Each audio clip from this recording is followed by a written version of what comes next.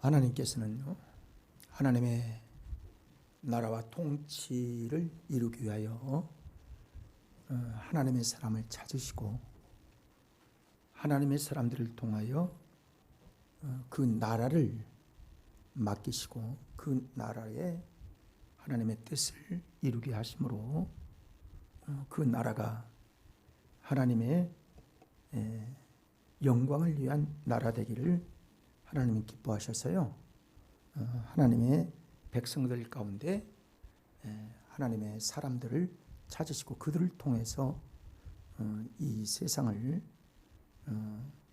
영적 나라로 이끄신, 그리고 하나님을 경배받으실 하나님으로 섬길 수 있도록 역사하십니다. 그래서 여러분과 저를 부르신 거는요, 그냥 부르신 게 아니에요. 우리에게 반드시 이 민족을 위하여, 또 여러분의 가정을 구원하고, 또 우리가 만난 사람에게 예수 그리스도 복음 전해서 하나님의 뜻이 이루어지고 하나님의 나라가 이루어지기를 원하시고 계시다는 사실을 여러분 우리가 잊어서는 안 됩니다. 그래서 우리 한 사람 한 사람 때문에 우리나라가 선다는 사실을 여러분 기억하십시오. 여러분, 한 사람이 얼마나 중요하냐면요, 우리나라의 이승만 대통령을 하나님께서 한성 감옥에서 하나님을 깊이 만나게 하세요. 그가 원래 사형 받은 사람입니다. 그런데 감옥 생활하면서 하나님을 깊이 만나는 거예요. 그리고 그 전에 선교사님들을 통해서 하나님의 복음을 듣게 하시는 거예요. 그래서 하나님을 만난 다음에요, 거기에서 나라를 위하여 어떤 일을 해야 될 소망을 갖게 하시고, 그리고 나라 지도자를 세우십니다. 그리고 그를 통하여 민주주의 나라가 설 수 있도록 역사하신 거예요. 그때요, 김구 선생님, 조만식 장로님, 여러 기라성 같은 민족주의자들이 많이 있었습니다. 민족주의자들이어서 잘못됐다, 그게 전혀 아니에요. 어떤 방향을 갖느냐, 이 김구 선생님 민족주의자이시기 때문에 남과 북이 하나 되기를 원했던 거예요. 그 좋은 생각이지요. 근데 현실적으로 전혀 그게 돼 있지 않았고, 그리고 북한의 그 흉악한 그 계획과 소련과 맺은 언약, 그리고 그 동맹, 이런 것들을 별로 깊이 알지 못했던 것 같아요. 그러니까 미국과 소련이 어떤 관계에 있는가를 알게 되었고, 이승만 대통령이었던 그분은 그 하나님의 법, 하나님의 자유, 진리가 너희를 자유케 하리라고 하는 이 진리의 자유에 대하여 그런 깊이 깨닫고 하나님을 깊이 만나고, 그 후로 민족 지도자로서, 여러분, 지도자가 되는 게요, 나라 지도자가 되는 게 그게 쉬운 겁니까? 여러분, 쉬운 게 아니에요. 반대파가 얼마나 많아요.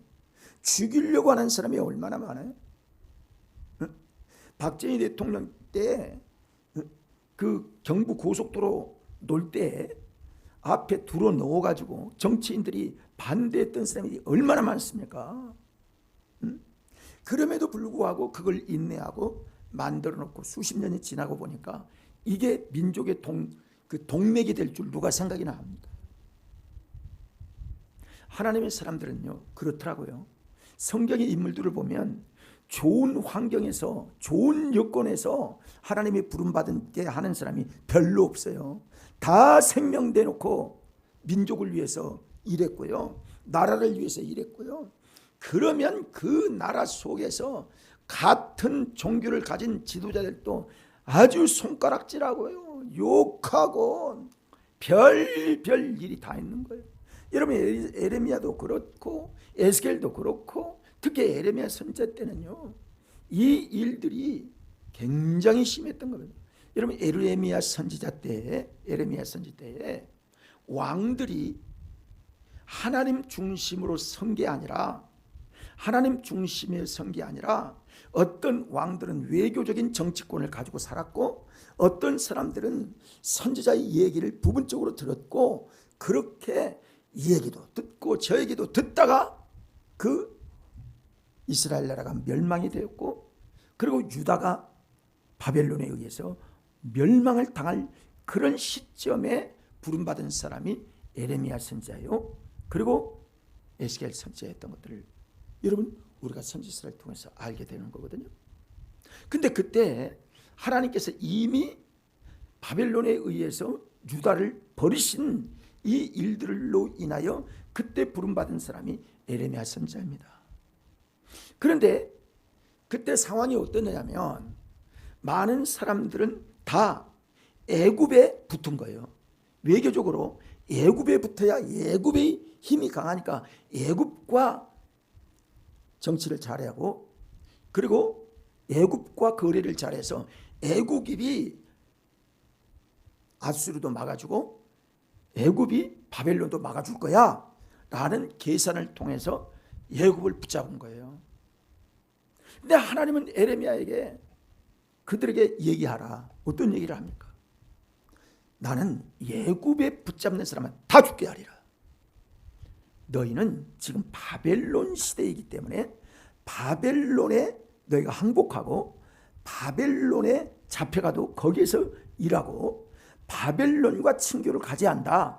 이렇게 하나님은 결정해서 선지자에게 말씀하시는 거예요. 그러면 정치적 배경을 가진 사람들은 애굽에 자꾸 애굽과 가까이 하고 지금 우리나라가 미국에 가까이 하냐 아니면 중국에 가까이 하냐 야권은 거의 문정권을 중심으로 해서 공산권인 중국에 붙어야 한다.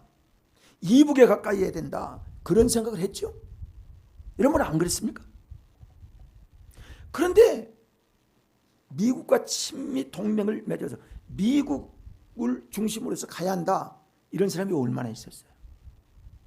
지금도 역시 마찬가지입니다. 이게 나누인 거예요. 그러니까 그때도 그랬어요. 하나님의 사람 에레미야에게는 너는 바벨론에 항복하고 바벨론을 따라가고 바벨론을 섬기는 이 삶을 살아야 된다. 이렇게 하나님 말씀하시는 거예요. 근데 그 얘기를 듣느냐고요. 그 백성들이 그 얘기를 듣습니까? 안 듣는 거예요. 그러니까 에레미야 선지자는요, 그들의 죄악 때문에 그런 일이 일어난 것을 알고 할 수 있는 것은 하나님은 그렇게 얘기하지. 자기 백성들은 얘기를 듣질 않죠. 그러니까 어떻게 해요? 울 수밖에 없는 거예요. 여러분 지금도요, 나라를 위하여 기도할 때 눈물로 나라를 위하여 기도하는 분들이 계십니다. 이거 선지자적 사명을 받은 분들입니다. 저는 기도를 깊이 하는 분들에게 나는 얘기하고 싶은 부분이 있으면 당신 위해서 기도하지 좀 기도하지 덜하고 나라를 위해서 기도 좀 했으면 좋겠다. 왜? 나라가 제일 중요하니까. 내가 볼 때는 나라가 그렇게 중요해요. 여러분 나라가 잘 돼 보세요. 모든 부분들이요, 모든 부분들이 다 풀려지고 잘 되는 거예요. 나는 그렇게 생각하는 거예요. 양분되어지고 이게 뭐 각각 다르고 다 잘난 것처럼 생각을 하고 하나님의 뜻을 과연 어떻게 분별할까? 분별할 수 있을까? 에레미야를 가리켜 눈물의 선지자라고 얘기합니다. 에레미야는 슬프게 하며 눈물을 흘리게 했던 이유가 어디 있어요? 그 까닭이 뭘까요? 사람들이 자기의 어려움 때문에 보통 웁니다. 나에게 이런 문제도 있고 내게 이런 문제도 있고. 그거 값싼 눈물이 얼마나 많아요.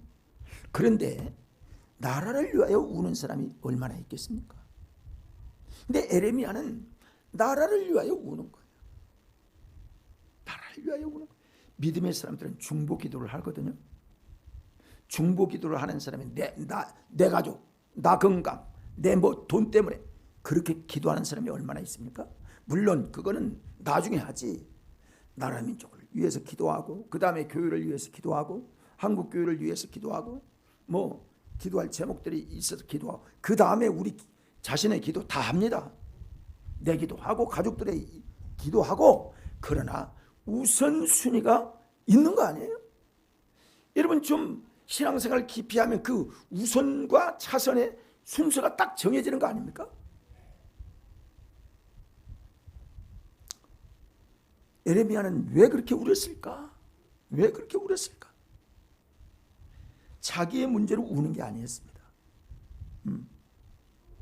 살아난 동족이 회개하지 않는 그 모습을 보면서 눈물을 쏟는 거예요. 참 영성이 대단한 거죠. 왜냐하면 하나님의 은혜를 힘입고 하나님께서 그 백성들의 모든 것들을 보이시고 그러니까 거기에 대해서 너무너무 가슴이 아픈 거예요. 그래서 우는 거예요. 그래서 자기 민족을 생각하면 울음이 나오게 되는 거예요. 또 멸망이 지금 문 앞에 있는데도 불구하고 그걸 모르는 거예요. 듣질 않는 거예요. 응? 여러분이 에레미야서 1장에 보면 북으로부터 끓는 가마가 이렇게 기울여서 북쪽에서부터 기울여서 그 쇳물이 흘러나오는데 어디로 흘러나오고 있어요? 그 자기 나라로 흘러내려는 이 환상을 보고요. 이야, 이 나라가 망하게 되는 거예요. 드디어 죄악으로 물든 이 나라가 망할 수밖에 없구나 하는 것들을 보면서 안타깝게 생각하며 우는 겁니다. 여러분, 우리 그리스도인들은요, 하나님의 말씀을 보면 나라를 위하여, 우리 백성들을 위하여, 나라를 위하여, 이 백성을 위하여 정말 가슴을 안타까이 하고 기도하지 않을 수가 없는 거예요. 저는 그렇게 생각해요. 그래서 예루살렘의 멸망을 또 금방 앞에 보고 그렇게 우는 거예요. 울어가는 거예요. 에레미야가요, 어릴 때 사명을 받습니다. 그래서 하나님이 그에게 말씀하시는 거예요. 그에게 사명을 주실 때 에레미야가 나 못해요. 나 어리기도 하고요. 경험도 없고요. 나는 어떤 연약하고요. 그래서 나 저 못해요 하니까 하나님께서 뭐라고 해요?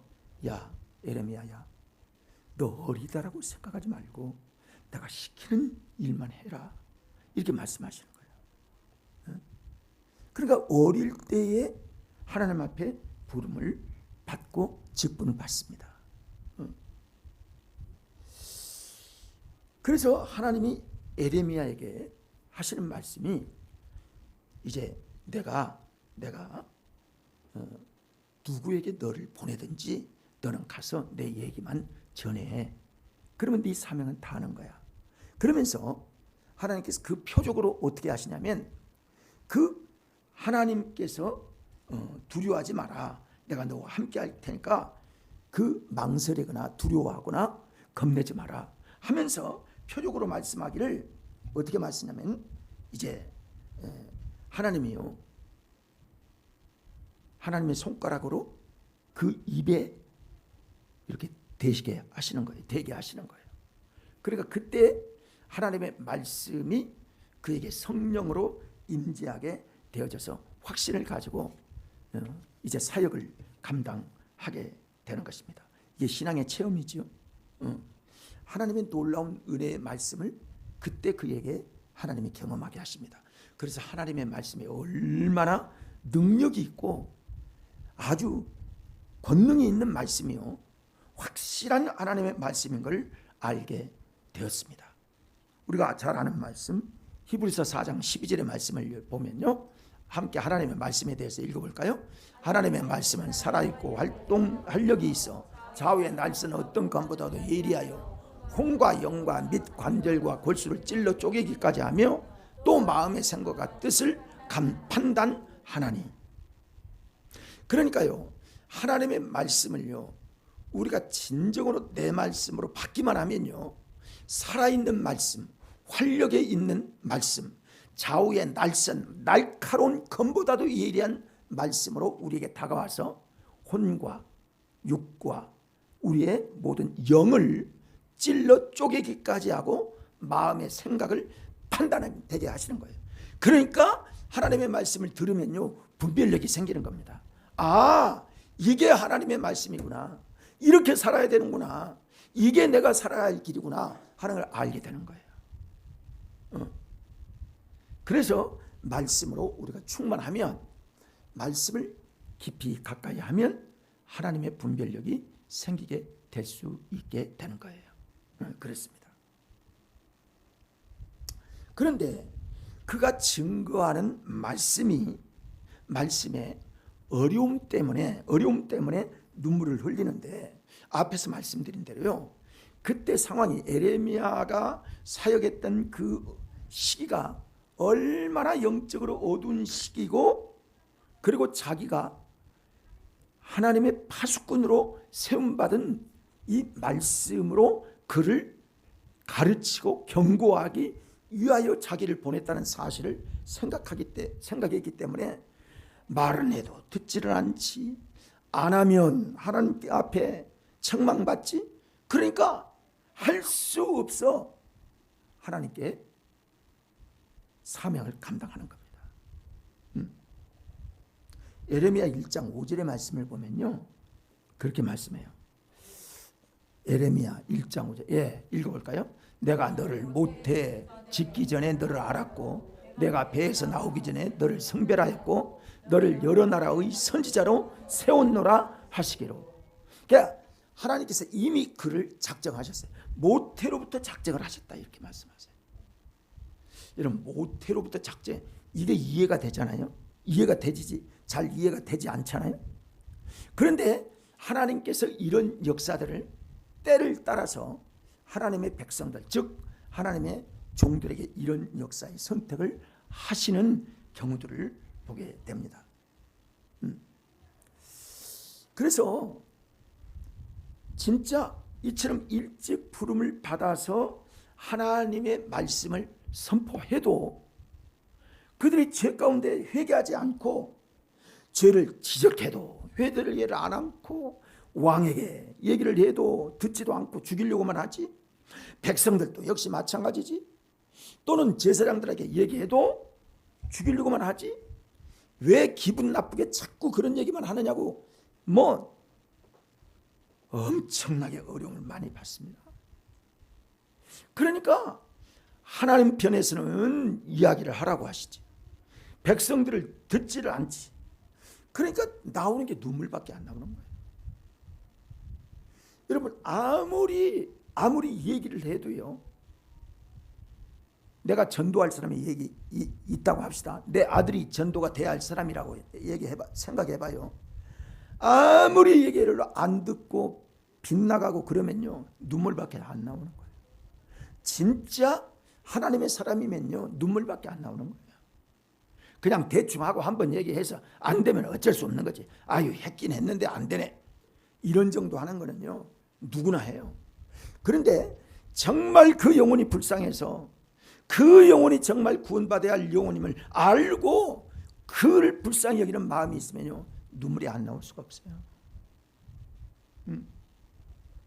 그러니까 그 백성들에게 하나님의 말씀을 계속 전해도 그들이 듣지 않으니까 어때요? 오히려 박해를 당하고 때리고, 진리를 증거하는데도 불구하고 멸시를 받고 슬픔을 당하고, 또 구덩이에 넣고 죽이려고 하는 이런 어려움들이 계속 있기 때문에 그는 슬픔을 겪고 눈물을 흘리지 않는, 하면 안 되는 눈물의 선지자가 되었던 것들을 고백하고 있는 것들을 봅니다. 여러분, 우리 얘기를 해도 안 들어봐요. 참 찢어지죠. 가슴이 메어지죠. 유다 백성들은요, 여러 가지 죄에 대해서 계속적으로 얘기를 해도 듣지 않습니다. 우리가 지금 새벽기도에 에스겔을 보는데 에스겔을 묵상하고 있는데 예레미야 선지자의 때 말씀을 우리가 쭉 나눠보면요, 참 이스라엘 백성들, 여러분 애굽에서 하나님께서 구원하셨잖아요. 그 백성을 구원하셨죠. 그들을 광야 40년 동안 이끌어 주셨죠. 불기둥과 구름기둥으로 역사하셨고, 만나를 먹이시고, 발이 부르트지 않게 하시고, 옷이 헤어지지 않게 하시고, 때를 따라 물을 주시고, 하나님께서 메추라기와 만나로 역사하시고, 이런 은혜의 역사를 쭉 해서 가나안까지 들어가게 하신 하나님의 역사하심이 그들에게 있었어요. 하나님의 구원을 두 눈으로 다 보았어요. 그들이 홍해를 건널 때에도 맨 땅으로 바다가 갈려진 그 역사를 다 체험했어요. 밤에는 불기둥을 봤고 낮에는 구름기둥을 보았고 하나님의 역사를 그들이 다 보았어요. 그래서 하나님의 말씀을 그들에게 전했고, 하나님께서 시내산에서 10계명을 그들에게 주셨지만 하나님의 말씀에 대해서 그들이 주목하지 않아요. 여러분 구원받기 전과 구원받은 후를 그 백성들이 한번 생각해 보세요. 거기 애굽에서요 400년 이상을 종살이 한 거라고요. 자기 땅이 있었습니까? 자기 재산이 얼마나 있었습니까? 어떻게 밥만 먹으면 나가서 피라밋 만들어야 되고 스핑크스 만들어야 되고 농사 일해야 되고 왕을 위해서 그 척박한 땅에서 엄청난 고난을 겪으면서 하나님께 부르짖을 때는 얼만큼 다급하고 얼마나 힘들었으면 하나님께 부르짖겠습니까? 그래서 하나님께 구원하셨잖아요.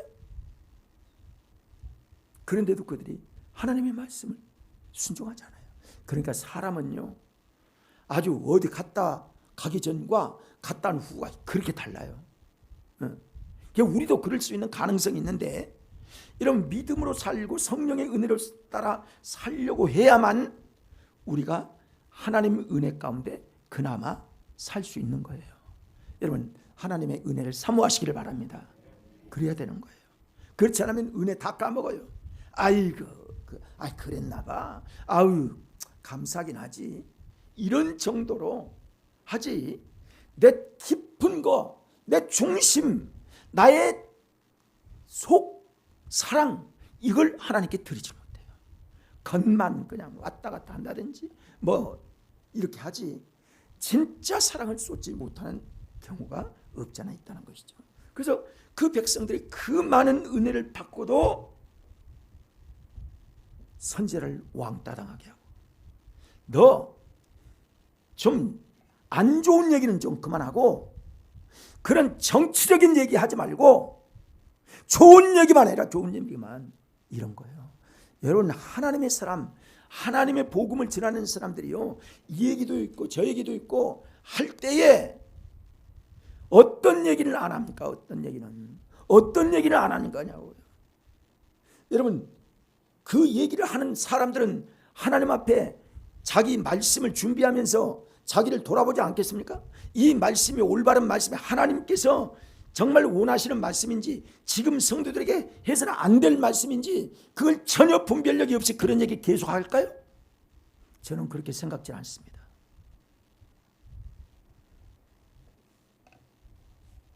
선지자의 괴로움이 어떠했는지를요 잘 알 수 있는 것들을 보게 됩니다.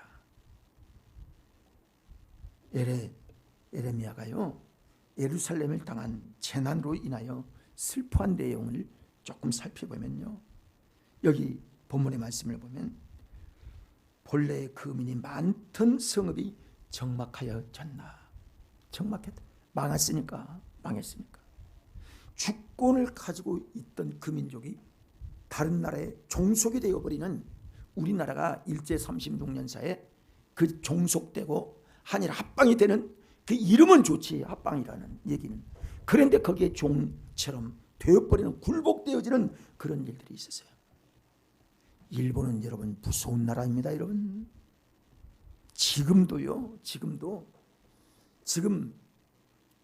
중국과 미국과 패권 다툼을 할 때 중국이 지금 빚으로 인해서 우리나라도 빚이 많지만 중국이 굉장히 빚이 많잖아요.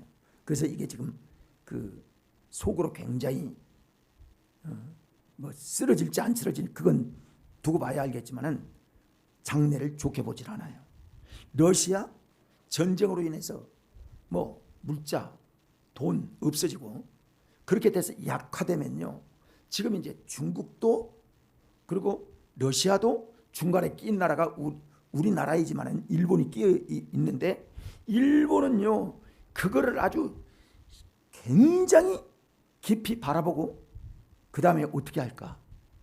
자기들이 미국의 패권을 다투는 옛날 그 계획을 짜놓고 그걸 비밀로 다 짜고 있다는 거예요. 그러면서 어떤 생각을 하냐면요. 이건 이제 비밀이 문서가 나왔기 때문에 제가 이제 보고 얘기하는 거예요. 한국을 지금이라도 우리 대한민국을 치려고 하는 이 계획이요. 지금도 일본에는 그게 있다는 거예요. 그러니까 한국은 일본을 너무 쉽게 보면 큰일 난다는 거예요. 그게 러시아의 비밀 문서에서 발견이 된 걸 얘기해서 저도 이제 알게 된 거예요. 그렇게 무서운 나라는 여러분 멀리 있는 나라는요 우리하고 적이 될 수가 없어요. 왜 뭐니까 우리가 침범을 받을 수도 없고 우리가 쳐들어갈 수도 없잖아요. 그러니까 별로 이해관계가 없어요. 그러나 가까운 나라, 우리에게 가까이 있는 나라, 일본, 이북 또는 중국 이런 가까운 나라가 가장 우리에게 위협이 되는 겁니다. 그게 굉장히 무서운 거예요. 그래서 그렇게 이루어지는 부분이에요. 이스라엘은요 절기가만 되면 믿음이 회복됐을 때 절기가 되면 다 축제가 이루어지는 거예요. 축제가 이루어지는데 나라가 망하게 되니까요 성읍이 완전히 비게 되고 비통한 상태로 되어버리고 말았다. 그래서 여기 예레미야에 보면요 길이여 애통해라. 길이 애통하라. 왜? 그동안은 길에서요 외국의 물자들이 들어오고 조공이 들어오고 전쟁에 나가면 승리하는 게 되고 그런데 애국의 그 적군들이 와서 다 침범하고 성전은 불타버리고 성벽은 무너지고 궁전은 다 무너지고 모든 보물은 다 빼앗기고 성읍마다 다 불타고 다 폐허가 되는 그런 길을 보면서 길이여 슬퍼하라고 얘기를 하는 겁니다. 전쟁에서 이길 때 상황이 지금은 완전히 폐하였고 정복을 당하는 나라가 되었다. 비옥한 땅이었는데 지금은 멸망하게 되었다. 종교적 상태는 더 비참해졌다. 축제가 없어지고 더 이상 예배는 끊어지고 예배를 맡은 자들은 그 원하던 모든 성가대는 없어지고 뭐 악기는 다 없어지고 제사장들이 제복을 입지 못하고 이런 비참한 일들이 그들에게 있었다는 거예요. 그 거룩한 날에 희롱을 당하는 이 일들이 계속됐다는 거예요. 여러분 우리나라도 그럴 리가 없지만은 이게요 정말 만에 하나라도 우리나라가 잘못되면요 우리 예배 없습니다.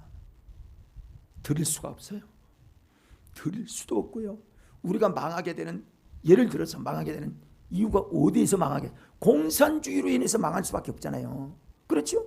누가 우리를 자유민주주의가 동맹관계도 우리를 해치겠어요? 그렇지 않습니다.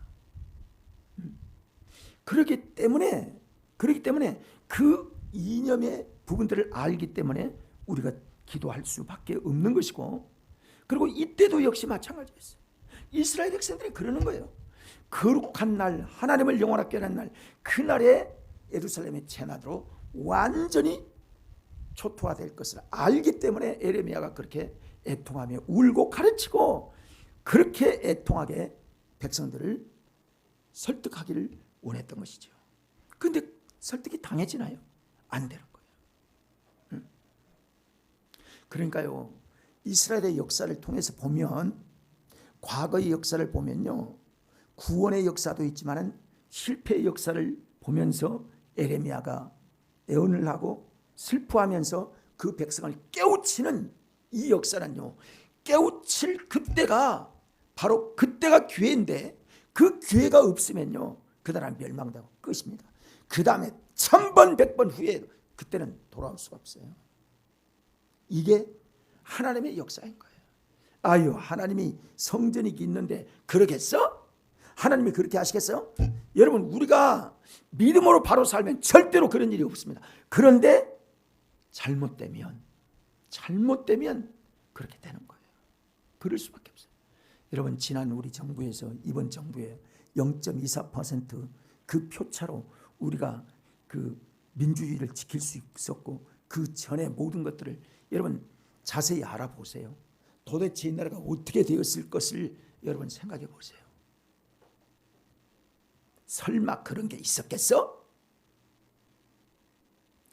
절대로 그런 생각 해서는 안 됩니다. 절대로 그러면 안 됩니다. 아우, 어떤 사람, 어떤 인간들인데, 여러분 공산주의자들 정상으로 여러분 보십니까? 공산주의의 사상을 가진 사람을 정상적인 사고로 여러분 이해해야 될까요? 우리나라 정치에서도 봐도 그렇고 세계 정치에도 봐도 그렇고 정상적입니까? 러시아가 정상적입니까 지금? 여러분, 중국이 정상적입니까? 자유가 있습니까? 인권이 있습니까? 거기에 어떤 그 스스로의 권리가 있습니까? 여러분, 이북이 정상적인 나라입니까 저게? 저게 나라입니까 정말? 그럼에도 불구하고 깨우치지 못하는 그런 부분이 많이 있고요. 나는 우리 백성들이 많은데 기독교인 1천만 명이라도 조금 마음이 하나 되면 나는 얼마든지 하나님의 긍휼하심과 역사를 이룰 수 있다고 생각이 되는데요. 지금도 나누어지고, 교회가 나누어지고, 목사들이 그런 사상으로 나누어지고, 교인들이 그런 중요성을 모르고 있는 이 부분이 너무 나는 안타까울 때가 있더라고요. 정말 그럴 때가 있어요. 사랑하는 여러분, 참 하나님의 은혜를 우리가 알기 위해서는 이 이스라엘의 역사를 통해서 우리를 봐야 되거든요. 역사를 외면하면 안 되는 거예요. 뭐 좋은 쪽만 보겠습니까? 좋은 쪽이 얼마나 있습니까? 여러분, 이스라엘 백성들 가운데 좋은 시기가 얼마나 있습니까? 100년이나 되려나? 100년이나 되려나? 수백 년 그 역사 가운데 정말 하나님 잘 믿고 하나님 잘 섬기는 그때가 100년에서 150년만 돼도요 좋았을 것 같아요. 근데 거의 하나님을 떠난, 하나님의 백성이면서도 하나님을 떠나는 그 역사의 기간이요 훨씬 많았다는 사실을 여러분 아셔야 합니다. 하나님의 율법이 있고, 하나님의 성전이 있고, 선지자들이 있고, 성령의 역사가 거기에서 있었고, 예수님께서 그 땅에 나셨고 하는 그 나라도 그러는 거예요. 그러면 복음을 들은 나라들 가운데 우리나라의 경우는 어떠할까요? 우리는 그렇게 안 될까요? 여러분, 안 되면 감사하지요. 안 되기를 위해서 우리가 기도하지요. 그러나 될 수 있는 가능성도 있다는 사실을 보면, 누구 때문에? 교회 때문에. 어떻게 보면 하나님이 원하시는 교회 때문에 변질되면 세상이 변질되는 겁니다. 세상이 변질되고요, 마지막 교회가 변질되면 세상은 자연적으로 변질되는 거예요. 여러분, 우리 믿음 잘 지켜야 되겠죠? 네, 그렇습니다. 그러나 에레미야 선지자를 보면 다 이렇게 끝났다, 너 이제 소망이 없어, 그렇게 말씀하지 아니하시고 하나님께서 그들에게 소망을 주시는 거예요. 누구에게? 여러분이 에레미야 선지자가요, 백성들에게 하나님의 경고의 말씀을 선포할 때 다 100% 다 못 지킨다, 이게 아니에요. 하나님은 들을 귀 있는 사람, 그루터기와 같은 사람, 그리고 남은 자들을 통해서 하나님의 소망이 그 속에서 기도와 회개와 믿음을 지켜서요, 그 속에서 하나님의 아름다운 열매들과 꽃이 피는 하나님의 남은 자들을 하나님께서 분명히 소망 가운데 보게 하시는 거예요. 그러니까 그렇더라고요. 100명이 되고 10,000명이 되어도 다 열매가 되는 게 아니라 하나님의 말씀에 귀를 기울이고 그 진리의 말씀에 정말 뜻을 정하고 그 깊은 뜻 가운데 바로 세우는 이 사람에게는 소망의 메시지가 들려지게 되는 거예요. 어떤 소망이 들려져요? 내가 너희들을 구원할 때가 있을 것이다.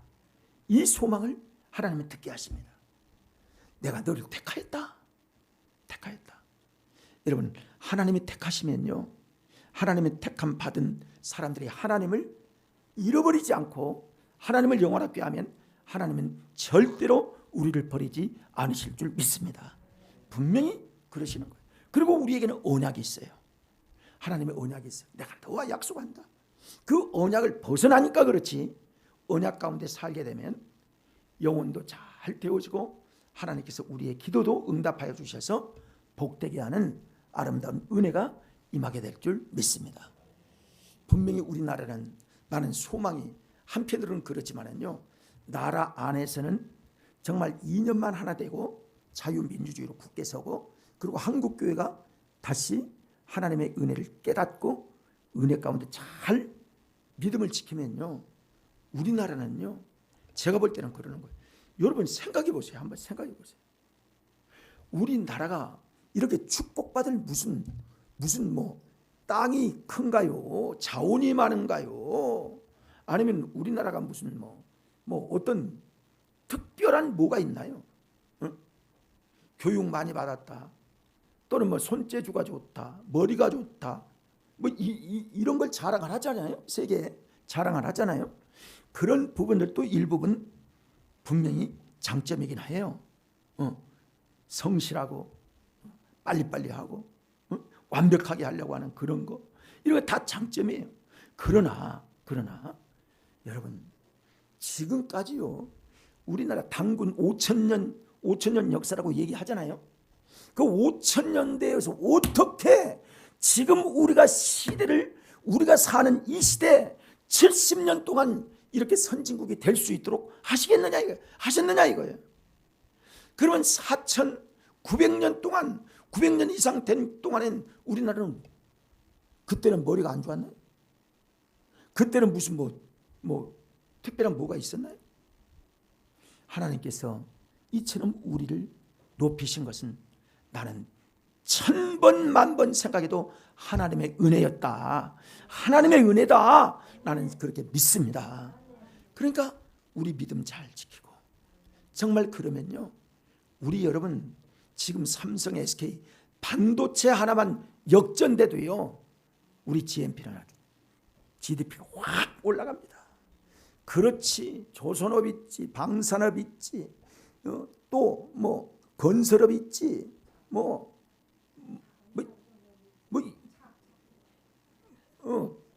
그 차 있지. 이렇게 세계에서 여러 가지가요, 같이 이렇게 첨단 기술을 갖기가요, 그리 쉽지 않아요. 근데 경기가 지금 그래서 그렇지, 그 하반 이제 그 4, 4분기부터는 좀 풀린다고 얘기를 하는데 실제로 그럴지는 모르겠지만, 전쟁만 그치기만 해도요, 우리나라는 잘 될 가능성의 소망을 저는 봅니다. 우리가요, 한 번만 여기서 일어서게 되면요, 나는 그래서 지금 돈이 별로 없어도 우리나라가 잘 되면 나는 노후를 이 정부가, 우리 노후에 연금 같은 거 더 줄 거 아니에요. 우리 뭐 한 5만 불만 더 대봐요. 연금 뭐 많이 주겠지 뭐. 연금 뭐 지금도 몇십만 원 받는데 그때 가면 몇백만 원 안 받겠습니까? 집을 많이 지어가지고 어쩌면 집 한 채씩 줄지도 모르지. 예. 여러분 참 아마 그래요. 빚이 많아요. 빚이 너무 많아요. 그 염려가 되긴 하지만은 그렇습니다. 참 빚이 문제예요. 그 빚이 누가 그렇게 늘려놨습니까, 여러분? 자, 그런 얘기하면 속상하니까 그렇고요. 뭐 남 탓하지 말고 우리가 하나님 앞에 열심으로 기도하고 정말 이 에레미야 선지의 아름다운 모습을 보면서 우리도 아 그렇구나. 에레미야가 나라의 파수꾼이 세워진 것 같이 우리도 기도의 파수꾼이 되어지고 신앙의 파수꾼이 되어서 믿음 잘 지키면 하나님께서 은혜 베풀어 주시고 우리나라 지켜주실 줄 믿습니다. 사랑하는 여러분, 우리를 하나님께서 선택하신 하나님의 은혜를 감사하면서 우리 신앙생활 잘합시다. 네, 기도합니다.